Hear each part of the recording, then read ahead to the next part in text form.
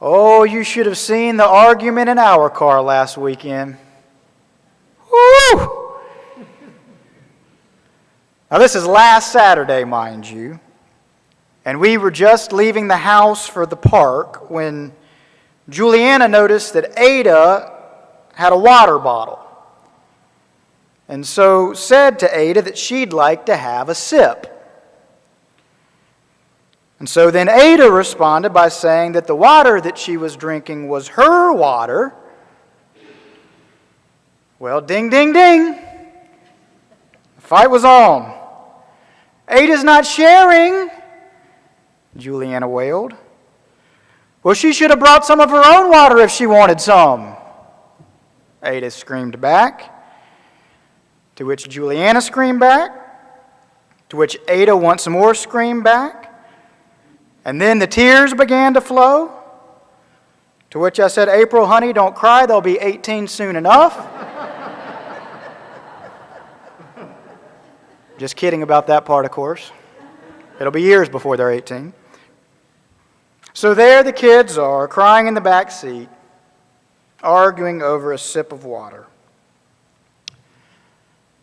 Well, this would not be a story worth telling, for after all, they are sisters and they argue all the time. That's kind of their job description as sisters.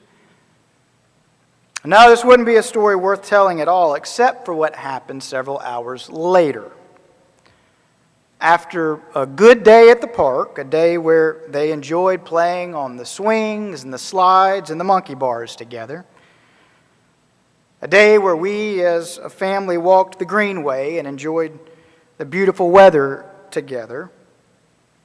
On such a day, after all of this, as we made our way back to the car, Juliana expressed to us that she was thirsty, to which Ada suddenly said, I have a little more water in my water bottle.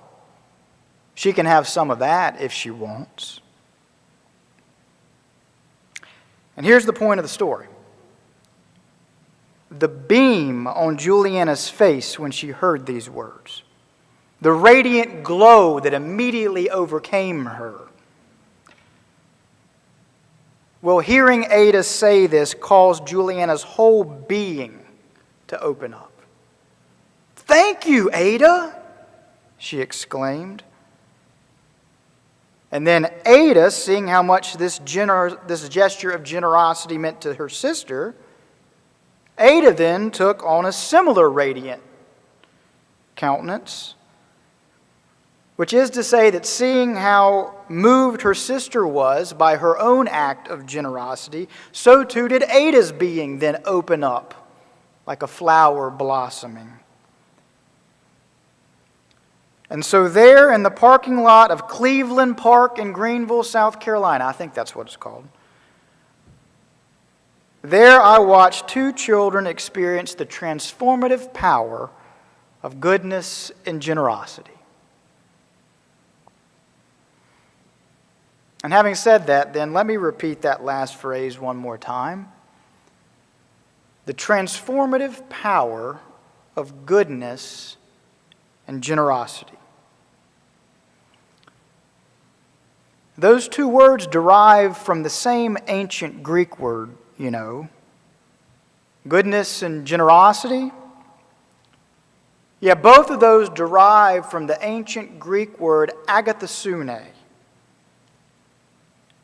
Variously translated in the New Testament as either one or the other, we at Boulevard, when we each week repeat together the fruits of the Spirit, we render agathosune both ways, as both goodness and as generosity.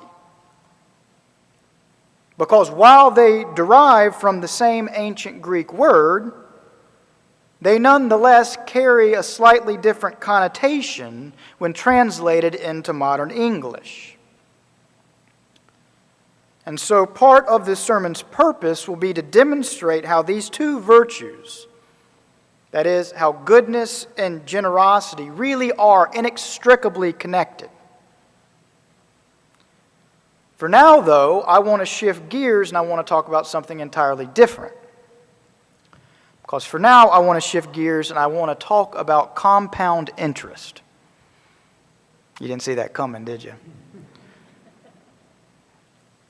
That's right. I want to shift gears and I want to talk about a foundational principle of modern finance. Now, unlike simple interest, which is interest that accrues only on the principal investment itself, compound interest is essentially interest on interest, which is to say it's the original investment plus the initial interest that original investment yields, plus the interest on both of these things together over and over and over again. In short, compound interest grows much, much faster than simple interest because compound interest continues to build on itself and not just on the original investment. Still with me? Well, here's why I bring it up this morning. I bring it up this morning because this same principle that applies to financial investments also applies to spiritual and relational investments too. Which is to say that just as one's money can grow at compound interest, so too can one's virtue. Or the obverse, so too can one's meanness and vice. Listen carefully to this. Writing in Mere Christianity, C.S. Lewis points out, and I quote, "Good and evil both increase at compound interest. That is why the little decisions you and I make every day are of such infinite importance. The smallest good act today is the capture of a strategic point from which a few months later you may be able to go on to victories you never dreamed of." Pretty good, right? Good and evil, Lewis writes, both increase at compound interest. Meaning a small act of goodness today can not only lead on to another small act of goodness tomorrow, but, and here's the thing, it meanwhile makes that small act of goodness tomorrow just a little easier and more natural to make. You follow that? With each small act of goodness, further small acts of goodness come more and more easily to us. For the capacity to do them grows in us, not at simple interest, but at compound interest. Which is to say that the good we do to and for others and to and for the world does not exist within a vacuum. Because each good act opens us up ever more slightly, and in so doing likewise has the potential for opening up those for whom we do them.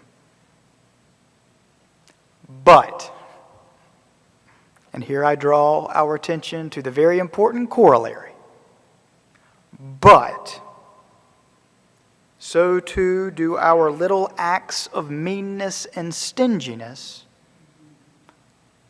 also increase at compound interest. Which is to say that every time we treat someone or respond to someone with just a little bit of meanness or harshness or coldness or stinginess, that act only further entrenches such meanness and harshness and coldness within us. For in the end, this is a spiritual principle that governs our every decision and our every act.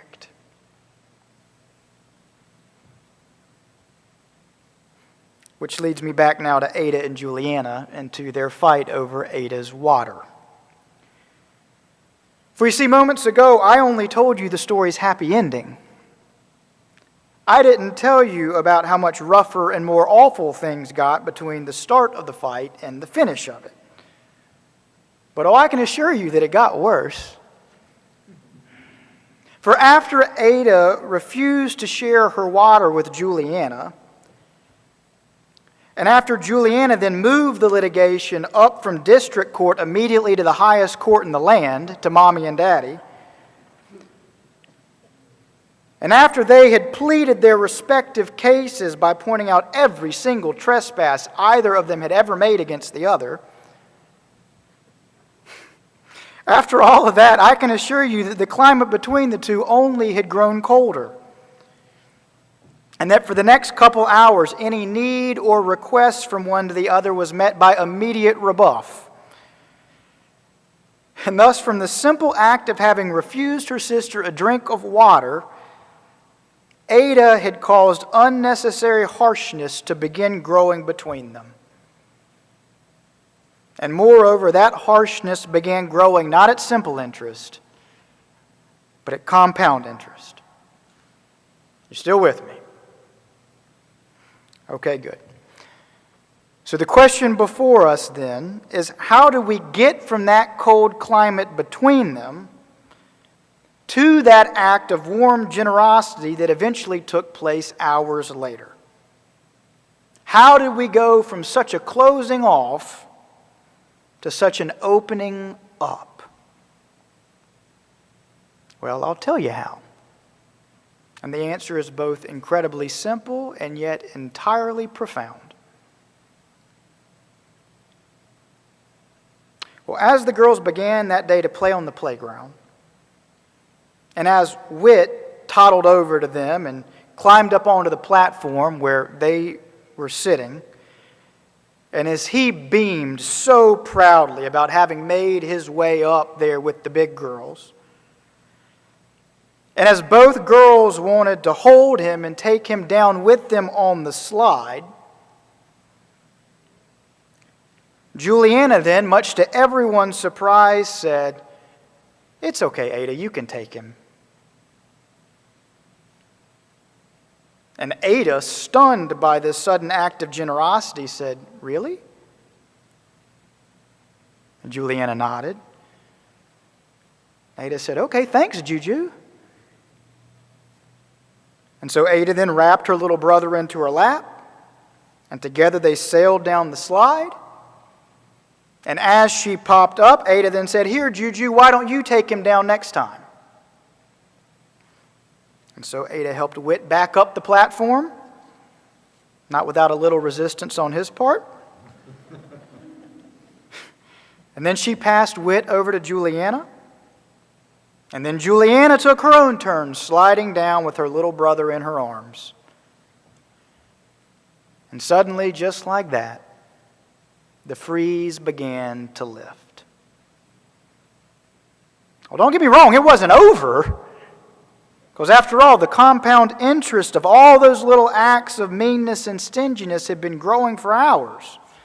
So they were working at a real deficit right now. But nonetheless, here suddenly was a little act of generosity. Here suddenly was a little mustard seed of goodness. Here suddenly was a little investment of Agatha Sune. And there, slowly, that investment began to grow. So much so that by the time we reached the car, all of us hot and tired due to the length of the walk,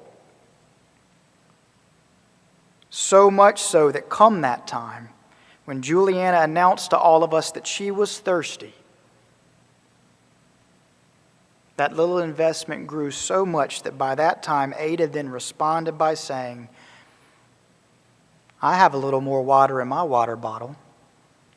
She can have some of that if she wants." And there with that, the math changed.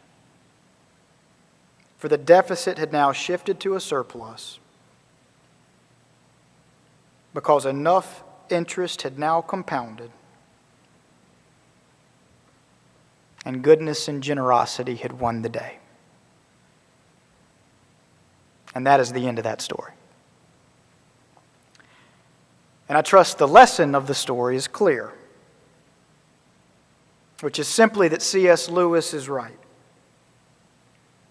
That both good and evil do grow at compound interest, and that we all do well to remember it. Now, having said that, though, while the lesson may in fact be clear, and while the story may in fact be cute, one may nonetheless be inclined to argue that it's far too simplistic. That a story about young children and about something as inconsequential as sharing or withholding a drink of water, well, that is not sufficiently representative of how the larger world works. One might argue that, sure, this may be a helpful lesson for and about children, but that things are nonetheless far more complex in the real world. One might argue that. Well, to this argument, I'd simply reply that even trigonometry is impossible if one doesn't attend to simple rules of addition and subtraction. And moreover, that our complex world would be a whole lot better if we'd spend a little more time reflecting on and modeling the lessons we claim to have learned as children. Can I get an amen on that? My point here being, such a simple act as the sharing of one's water is the same kind of act on which the most complicated marital tensions can be eased, and the most intractable institutional infighting can be resolved, and the most intricate international treaties can be formed, and the most long-lasting human relationships can be based. For they all rely on this same principle. Give of yourself and grow. Share what you have and see your being expand. Compromise where you can and come to a greater appreciation of and for others. Sacrifice. And then see how it makes others more willing to do the same.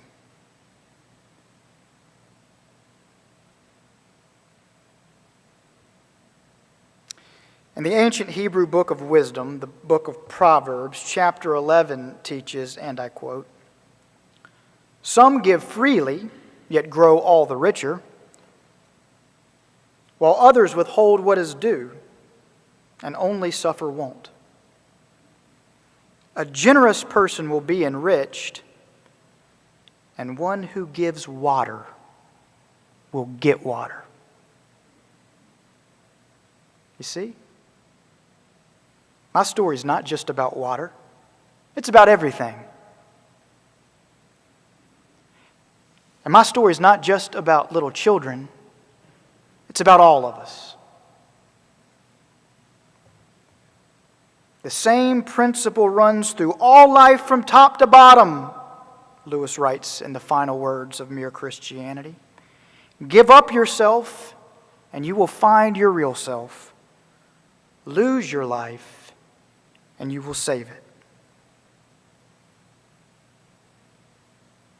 Or as Christ himself puts this same lesson, if any want to be my followers, let them deny themselves and follow me.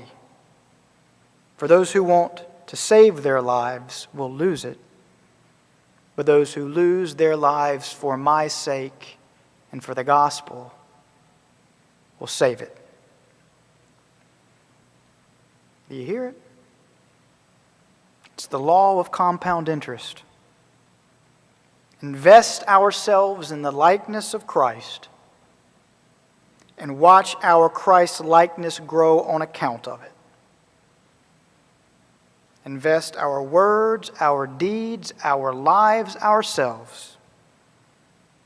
Invest our time, our talents, our treasure. Invest For the one who gives of his life will save it,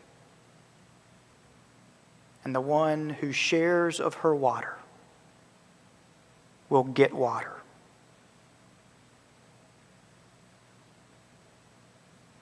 And so then, in emulation of the one who says, to the thirsty I will give water as a gift from the spring of the water of life, in emulation of him, let us give of our own water, trusting that if we do, greater life will spring forth in us and in others and all throughout creation itself, all on account of our generosity and goodness, all on account of our Agatha Sune. Amen.